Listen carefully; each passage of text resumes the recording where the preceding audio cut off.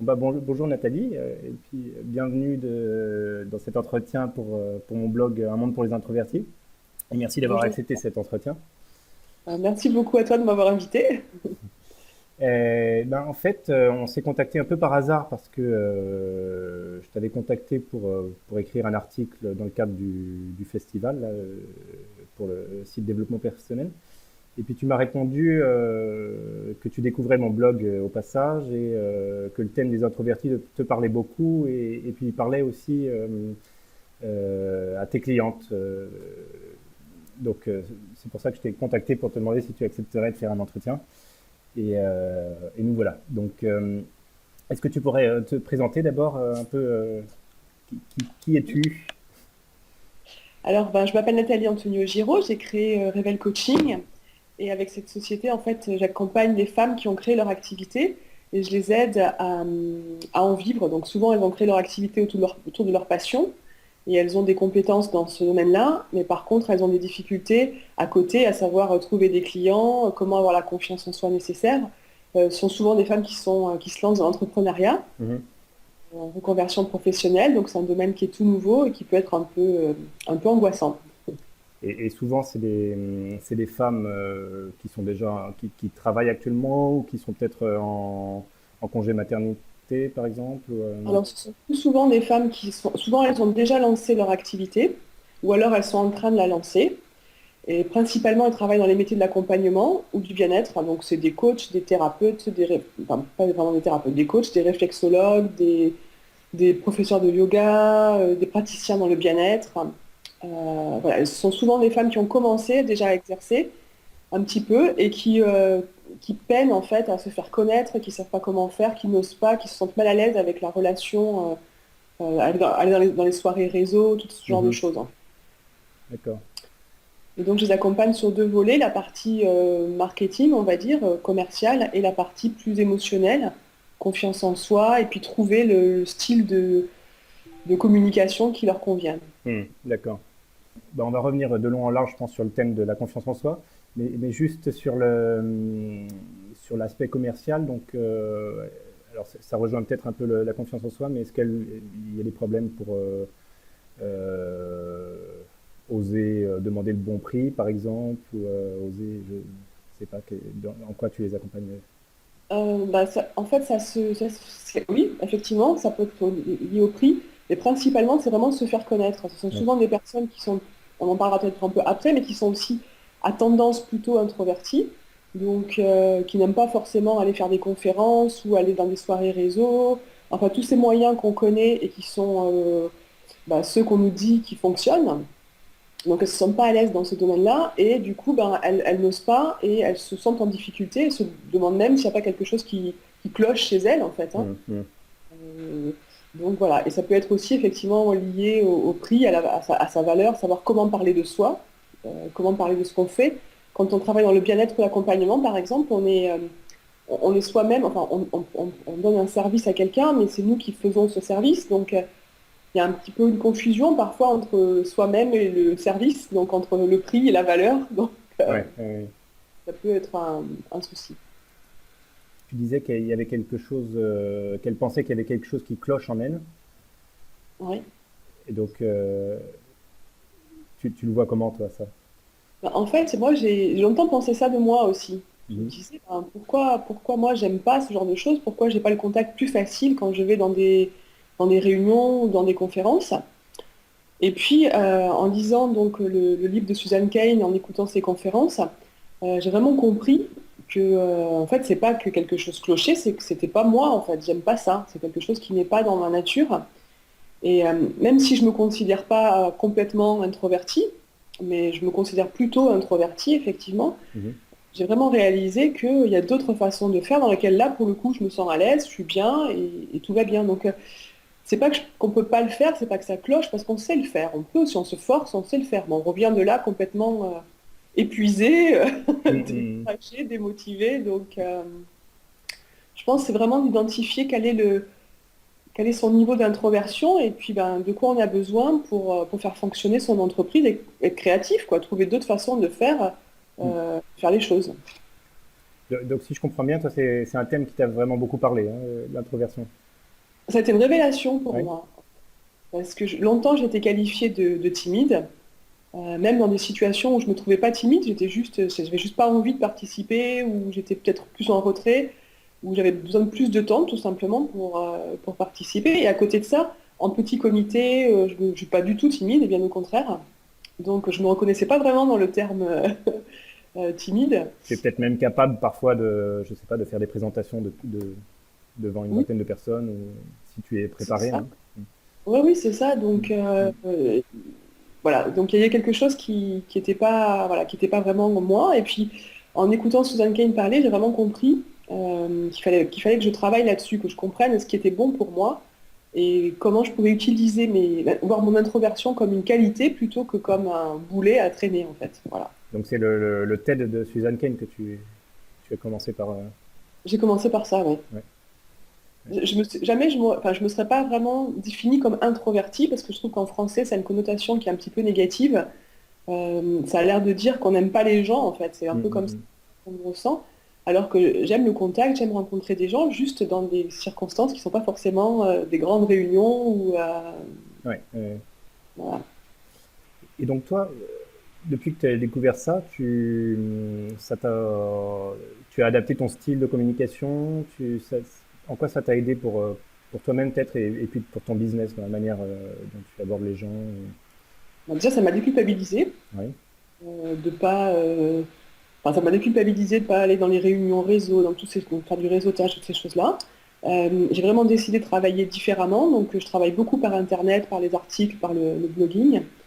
Je rentre en contact avec des gens, mais je le fais de manière différente, c'est-à-dire que je prends le temps de me renseigner sur certaines personnes et puis je les contacte, j'apprends à les connaître. Mhm. Euh, Ça m'a vraiment donné le feu vert, entre guillemets, pour travailler différemment et voir que ça fonctionne Mm. et que c'est possible. Et ça m'aide aussi, avec mes clientes, quand je les vois, ça m'aide aussi à faire la part des choses entre ce qui est peut-être lié au manque de confiance en soi et ce qui est lié davantage à la personnalité. D'accord. Et donc tu en parles avec tes clientes? Pas beaucoup. Pas beaucoup parce que j'en parle pas vraiment du terme introversion, Mhm. parce que je sais qu'elles ont du mal à s'y reconnaître, donc je ne vais pas leur mettre une étiquette qui soit pas quelque chose qui leur corresponde. Et puis je ne suis pas psychologue non plus, hein, donc pour déterminer un degré d'introversion ou d'extraversion, c'est pas Mm, vraiment mm. mon ordre. En revanche, je les encourage et je les accompagne pour leur faire comprendre que voilà, il y a une part de la personnalité qui n'a rien qui cloche pas, qui Mm, fonctionne très mm. bien, et qui au contraire peut être source de choses très positives pour elle. D'accord. Donc ça va dans le sens de focaliser son énergie pour un temps donné, vers les autres, quand on a besoin d'aller vers les autres, pour ensuite se recentrer sur soi, ou enfin, comment tu vois ça? Eh bien, déjà, c'est déjà la première étape, c'est déjà d'accepter que voilà, on vit dans un monde d'extravertis et tout ne fonctionne pas forcément pour nous. Mhm. Et donc se déculpabiliser par rapport à ça. Et ensuite, effectivement, c'est savoir que si on doit faire des choses qui ne sont pas tout à fait dans notre personnalité, c'est les faire à un moment où on s'est déjà reposé un peu avant, on a repris de l'énergie. C'est savoir se dire, si effectivement je dois aller dans une de ces réunions et qu'il y a beaucoup de monde, j'y vais, mais pour un temps précis, pour un objectif précis, et je repars. Ne pas Mhm. s'imposer de passer 4 ou 5 heures pour rien, on va dire. Et puis c'est cultiver toutes ces autres choses, c'est-à-dire que les clientes, elles sont souvent, elles ont souvent beaucoup d'empathie, elles ont beaucoup d'écoute. Donc c'est vraiment de travailler ces qualités-là dans le Mhm. quotidien pour avancer, quoi. Ouais, ouais. Je trouve ça assez clé. Enfin, pour moi, il y a une chose qui m'a beaucoup parlé, c'est le fait de dire, par exemple, si je vais à une réunion, j'y vais pour 2 heures, et j'en repars avec cet objectif. Euh, c'est quelque chose qui m'a beaucoup aidé, parce que après, tu te déculpabilises de ne pas rester aussi longtemps que les autres, par exemple. Ouais. Par contre, tu t'interdis de t'en aller tant que tu n'as pas obtenu l'information que tu voulais, parce que tu es quand même venu pour la réunion, pour ça, à la réunion pour ça. Et ça donne beaucoup de force parce que tu te focalises juste pendant une heure ou deux ou pendant le temps imparti que tu t'es donné pour obtenir l'information, pour obtenir le résultat que tu voulais, je ne sais pas, rencontrer telle ou telle personne. Et ensuite, une fois que c'est fait, oups, tu t'en vas, tu t'échappes et tu reviens dans ton petit confort. Et puis c'est aussi comprendre que pour la créativité, par exemple, on est plus créatif quand on est tout seul. Mm. Donc on a besoin aussi dans son travail de se ménager des plages où on est au calme, tranquille. Ça peut être aussi, moi par exemple dans mon cas, plutôt que de faire des conférences devant beaucoup de personnes, je privilégie des rencontres en petit comité que j'organise d'ailleurs sur Skype, Mm. où il y a de l'échange, parce que je sais que c'est ça qui va me plaire, hein, peut-être 5 6 personnes, et puis où on va vraiment pouvoir aller plus en profondeur. Donc voilà, c'est vraiment adapter les circonstances à sa personnalité, adapter les choses à sa personnalité. Mm. Mm. Donc, si je comprends bien, les qualités que tu définirais de tes clientes introverties, c'est donc la créativité, Empathie, l'empathie. l'écoute.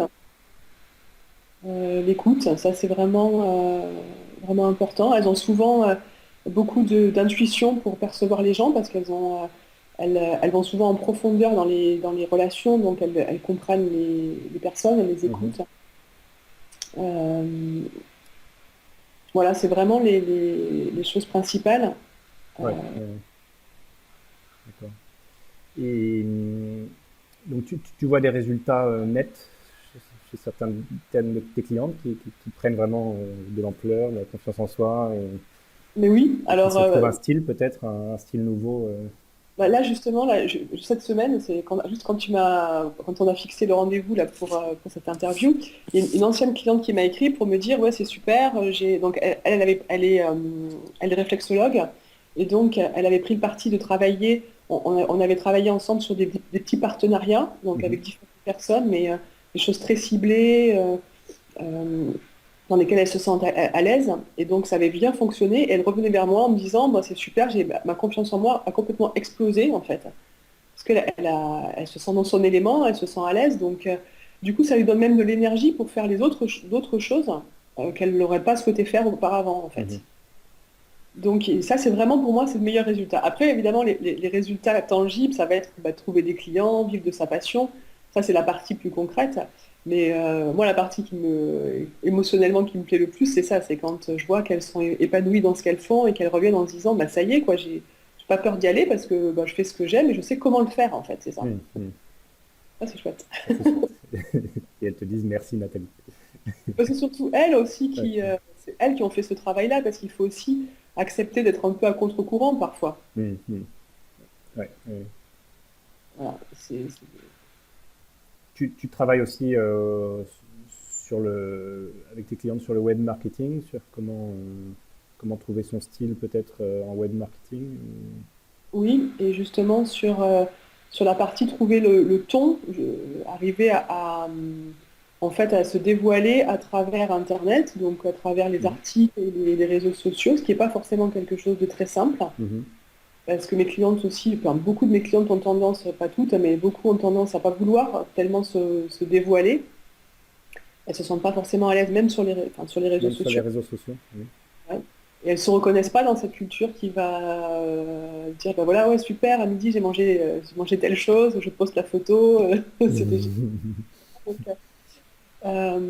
donc, on travaille aussi là-dessus sur comment créer du lien, comment créer du lien avec nos futurs clients euh, en choisissant ce qu'on a envie de montrer en fait, sans tomber dans bah, je montre tout ce que je fais tout le temps quoi. Ouais, Voilà. ouais, ouais. C'est drôle ce que tu dis parce on dit pas mal que les réseaux sociaux sont super pour les introvertis parce que justement, on peut dire par écrit ce qu'on dirait pas à l'oral. Mais c'est vrai que je me suis jamais vraiment moi-même reconnu dans ça parce que moi non plus, j'ai pas très envie d'aller raconter toute ma vie sur les réseaux sociaux. C'est un peu difficile.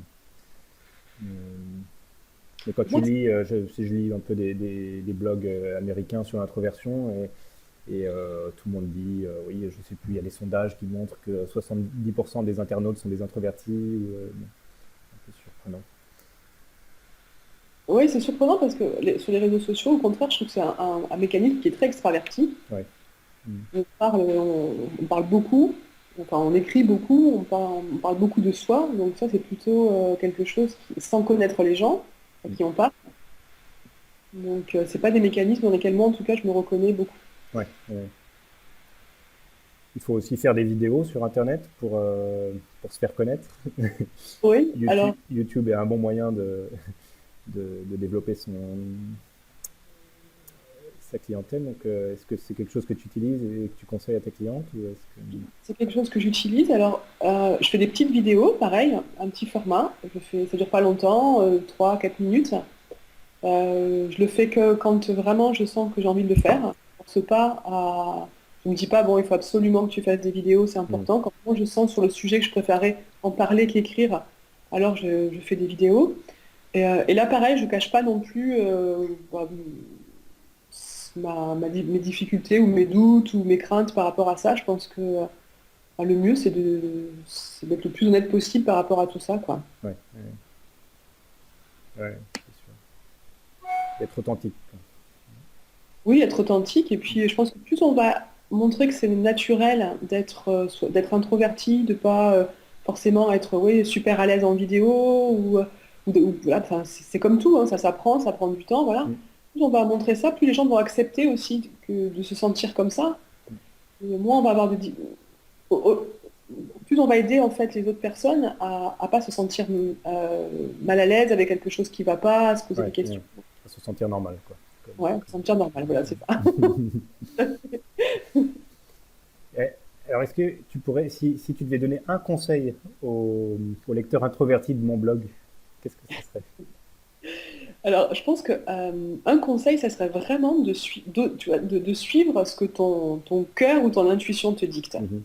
sans se soucier de mais ça, je peux pas le faire, ça marchera pas parce que moi, je suis pas comme ça, je suis pas comme ça, je suis pas comme ça. C'est vraiment d'y aller, mettre le premier pas, et après, tu trouves les solutions au fur et à mesure. Tu trouves ta façon de faire, en fait. Mhm. Et voilà. Donc, si tout le monde dit de faire de la vidéo et que toi, t'as pas envie de faire de vidéo, c'est pas grave. Tu y vas, tu fais et tu suis ton intuition. Je pense que Mhm. c'est Mhm. en tout cas, Superbe. ça fonctionne pour moi.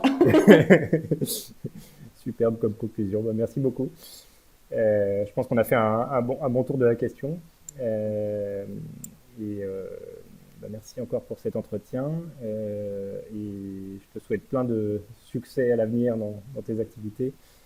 Et on reste en contact peut-être, hein. Ouais, bah merci à toi vraiment et puis merci pour ce blog parce que c'est vraiment l'occasion de parler comme on disait d'un sujet qui n'a pas forcément de bonne presse en tout cas qui n'est pas très très connu et c'est important parce qu'on est nombreux à vivre ça donc c'est important de se sentir bien et normal donc merci beaucoup. Merci Nathalie. À bientôt. À bientôt. Au revoir. Au revoir.